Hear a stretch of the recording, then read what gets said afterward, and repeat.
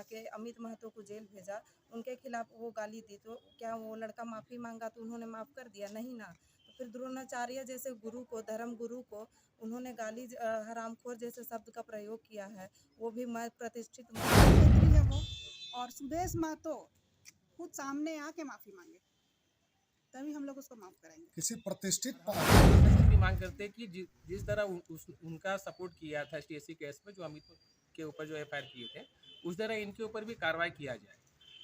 और सबसे बड़ा बात ज्योत्सना केरकेट्टा को ये समझना होगा कि आप नेता बनिए, जो भी कर रहे हैं नेता बनिए, अच्छा बात है, लेकिन अपना मर्यादा पे मैं रांची सिविल कोर्ट में अधिवक्ता हूँ। आवेदन आपने किया है जी।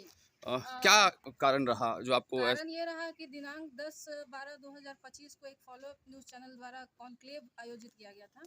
उस कॉन्क्लेव में लाइव चल रहा था, फेसबुक के द्वारा मैंने देखा कि एक महिला ज्योत्सना केरकेट्टा द्वारा अभद्र भाषा का उपयोग करके एक जो हमारे आदर्श गुरु द्रोणाचार्य हैं उनके खिलाफ अपशब्द का उपयोग किया और उनको गाली देते हुए उनके बारे में बहुत उल्टा सीधा बोला, जिस कारण एक हम लोग के समुदाय में एक हम लोगों को थोड़ा सा अंदर से आक्रोश है कि हम लोग आज तक किसी के किसी भी जाति को हम लोग आज तक ना गाली देते हैं, ना किसी का हम लोग खिलाफ जाते हैं, तो फिर आखिर हम लोग को क्यों गाली देगी या हमारे समुदाय को क्यों गाली देगी? आज आप अगर किसी ST पे आप अगर अपशब्द का उपयोग कर दीजिए तो इन लोग SC ST का केस कर देते हैं। तो आज हम जनरल हो के हम लोग सिर्फ क्या गाली खाने के लिए रह गए हैं और हमारे समुदाय पे हमारे आदर्श को इन लोग गाली देते हैं और हम लोग को चुपचाप सुनना चाहिए और बर्दाश्त करना चाहिए? ये कहाँ तक उचित है? तो हम लोग को आगे आके कम से कम इस पे तो रोक लगाने के लिए हमको आगे आना चाहिए। अभी कुछ दिन पहले एक मीडिया द्वारा जो कॉन्क्लेव चलाया गया था उसमें आपने देखा है महिला है ज्योत्सना केरकेट्टा, जो आज का ज़माने में हो गया ना कि कुछ भी बोल दो, उलझुल कोई भी बातें, उससे संस्कृति सभ्यता और कोई अनुशासन से कोई लेना देना नहीं है। उसी तरह की एक वाक़या हुई जिसमें ज्योत्सना केरकेट्टा ने हमारे सनातन संस्कृति के धर्मगुरु द्रोणाचार्य जी, जिनके मतलब नाम लेते ही हमारे रोंगटे खड़े हो जाते हैं, इस तरह के गुरु के लिए अपशब्द का प्रयोग किया गया। हम मतलब उसको अनुभूति जो उसकी हो रही है, जो हमारे अंदर जो उसका जो आग उबल रहा है उसको हम बयां भी नहीं कर सकते शब्दों में।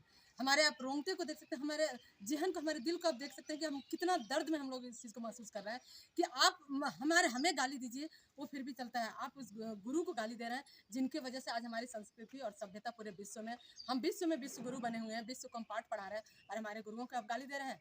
ये कहाँ की संस्कृति है? उसके खिलाफ हम लोग आज FIR करें और हम सरकार से, हम प्रशासन से आग्रह करते हैं कि उस महिला को उसको गिरफ्तार कर और जल्द से जल्द उसको इस करने की सज़ा मिलनी चाहिए, और नहीं मिलेगा तो हम पूरे झारखंड में इसके लिए आंदोलन छेड़ेंगे, हमारा वादा है। ज्योत्सना केरकेट्टा ने फॉलोअप का मंच पे से द्रोणाचार्य जी के बारे में अपशब्द कहा, ये बहुत गलत है।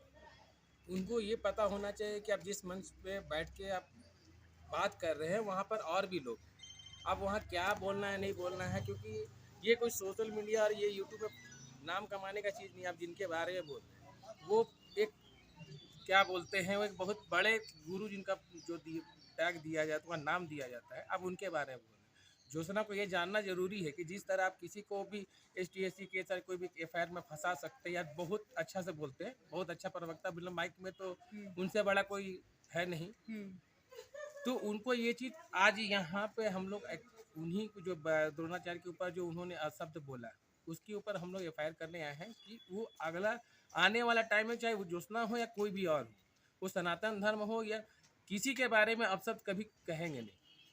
और हम प्रशासन से भी मांग करते हैं कि जिस तरह उनका सपोर्ट किया था STSC केस में, जो अमित के ऊपर जो FIR किए थे, उस तरह इनके ऊपर भी कार्रवाई किया जाए।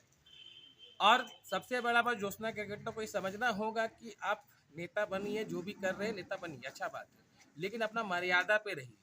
आप किसी को इतना मत ऊपर उठ जाइए कि आप अपने आप को आप द्रोणाचार्य से ऊपर बन जा रहे हैं। कल को हो सकता है कि आप महात्मा गांधी से भी बड़ा हो जाए।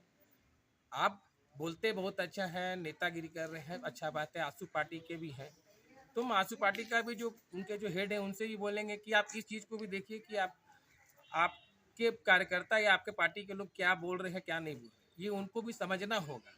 आप कुछ भी मार्केट बाजार में आके, कोई भी इस मंच में आके किसी भी सनातन धर्म के बारे में नहीं। पहले आप लोग देख रहे होंगे फॉलोअप का एक कार्यक्रम में ज्योत्सना केरकेट्टा ने जो गुरु द्रोणाचार्य को गाली दिया था, हरामखोर जैसे शब्द से उनको इंडिकेट किया गया था, उसी विषय पे हम लोग आज आए हुए हैं यहाँ साइबर थाना में।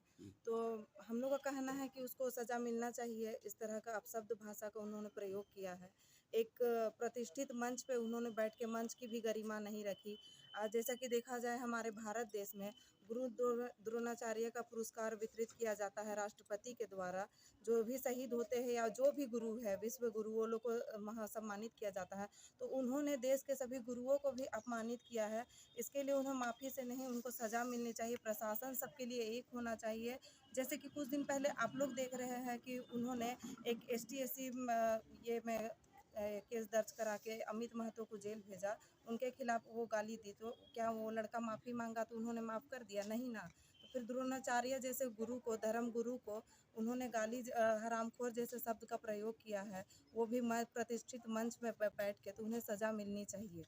जो सनातन के गुरु हैं, जिससे गुरु और शिष्य का रिश्ता जाना जाता है पूरे विश्व में, केवल उनको गाली नहीं, आज जो जितने भी शिक्षक हैं जो विभिन्न क्षेत्र में काम कर रहे हो, जिसमें गुरु शिष्य की भूमिका हो, उस हर गुरु को गाली दिया गया है और उस गुरु के एहसान को भुलाया गया है। जिस गुरु को, उनकी भी कोई गुरु होंगे, वो भी नेता बनी है, वो भी विश्वविद्यालय में पढ़ती थी, मेरे नॉलेज में जितना है, तो उनके भी कोई गुरु होंगे। तो वो केवल द्रोणाचार्य जी को गाली नहीं दी है, और बल्कि आज के समाज में जितने भी लोग हैं जो गुरु की भूमिका निभा रहे हैं विभिन्न क्षेत्र में, उन सबको गाली दिया गया है इसके माध्यम से। और मैं सिर्फ यही मांग करना चाहता हूँ, आज हम लोग यहाँ पे आए हैं कि उन पर कुछ ठोस कार्रवाई हो, उनको पता चले कि वो जो बोली हैं वो कदाचित समाज में सुनने लायक नहीं है और उन पर गंभीर कार्रवाई होनी चाहिए। ताकि जो हुआ था, आपको पता होगा, फॉलोअप कार्यक्रम में महिला नेत्री के द्वारा द्रोणाचार्य जी को गाली दी गई थी।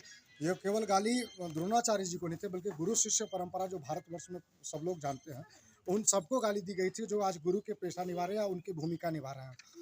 मुझे लगता है कि ऐसे लोगों पर कठोर कार्रवाई होनी चाहिए जो कि हमारे ही धर्म में रहकर, अगर उनको इतना खराब लग रहा है वो धर्म छोड़ के चले जाए। वो हमारे ही धर्म में रहकर हमारे ही गुरु शिष्य परंपरा को गाली दे रही है, और मतलब हमको नहीं लगता है कि केवल उनकी गलती है। वो जिस प्लेटफॉर्म पर बैठी थी, मुझे लगता है ऐसे चुंदे मुंदे लोगों को वहाँ पर प्लेटफॉर्म पर बैठा के उल जलूल कुछ भी नहीं बोलवाना चाहिए। वो अपने हद में रहकर बोले जो भी बोल रही हैं, और समझना चाहिए उनको कि अगर हम लोग किसी के भावनाओं को ठेस पहुंचाने के लिए काम नहीं करते, तो उनको भी ऐसा कोई काम नहीं करना चाहिए कि हमारे भावनाओं को ठेस पहुंचे। वरना समाज के लोग हैं, समाज जागरूक है, आज यही दिखाने के लिए आए हैं कि अगर आप कुछ भी गलत बोलिएगा हमारे धर्म के खिलाफ, हमारे समाज के खिलाफ, हमारे गुरु परंपरा के खिलाफ, तो आगे आने वाले टाइम में आपको भी झेलना होगा। लेकिन ले रहे हैं वो फेसबुक अकाउंट में उन्होंने माफीनामा वीडियो बना के डाला भी है, तो क्या उससे माफ करेंगे? माफीनामा गर्दन काट दीजिए, फिर माफी दीजिए। हम उनके माँ बाप को गाली देते हैं।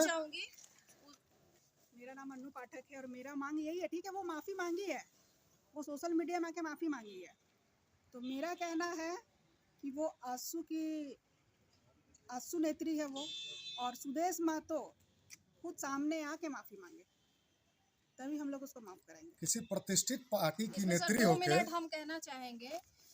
उन्होंने, आप शायद उसका वीडियो जो माफीनामा उसने डाला है, आपने उस वीडियो को भी देखा होगा। उस वीडियो में उसने ये कहा है कि मैंने सिर्फ द्रोणाचार्य का नाम लिया है इसलिए मैं माफी मांग रही हूँ। उसने ये नहीं कहा है कि मैं द्रोणाचार्य को गाली दी हूँ इसलिए मैं माफी मांग रही हूँ। मतलब साफ और स्पष्ट शब्दों में माफी नहीं मांगी है वो। शब्दों में माफी नहीं मांगी है वो, इनडायरेक्ट वे में उसका कहना है कि मैंने गुरु द्रोणाचार्य का नाम लिया है सिर्फ इसलिए मैं माफी मांग रही हूँ। जबकि हम लोगों में आक्रोश इसलिए है कि उन्होंने गुरु द्रोणाचार्य को गाली दिया, हरामखोर बोला गया, कल के गए हरामखोर जैसे शब्दों से इंडिकेट किया गया। कल के प्रतिष्ठित पार्टी की नेत्री अगर इस प्रकार का कोई बयान देती है, तो मुझे लगता है कि उनके आला कमान को भी सोचना चाहिए कि वो किस तरह के लोगों को नेता बना रहे हैं। क्या भविष्य ऐसा ही रहेगा? अगर हम लोग ये हुआ, हम भी राजनीति कर रहे हैं, हम भी समाज सेवा से जुड़े हैं, अगर उल जलूल बकने लगेंगे तो कौन पार्टी हमको मौका देगा? और किस प्रकार का, जिनको भी, जो भी उन लोगों को संरक्षण दे रहे हैं, उस नेत्री को जो भी संरक्षण, उनको सोचना चाहिए कि आज वो द्रोणाचार्य को गाली बक रही है तो कल भगवान को भी गाली बके, कल परसों को आपको भी बकेगी। इसमें कोई बट नहीं है। अगर सर ना, गुरु द्रोणाचार्य जो है, गुरु द्रोणाचार्य हैं, आज हमारे देश में गुरु द्रोणाचार्य के नाम से राष्ट्र पुरस्कार गौरवान्वित होता है, तो आप उसको कैसे गाली दे सकते हैं? कल के गए अगर ज्योत्सना केरकेटा फिर सामने आके माफी मांग ले तो क्या उन्हें माफ कर देंगे आप? नहीं, बिल्कुल नहीं, ये माफी के लायक नहीं है। हम लोग चाहते हैं कि इसमें सख्त कार्रवाई हो और उसको सजा हो। ये तो वही कहावत हुई कि आप किसी की हत्या कर दीजिए और माफी मांग दीजिए, तो ये माफी लायक ये काम नहीं है।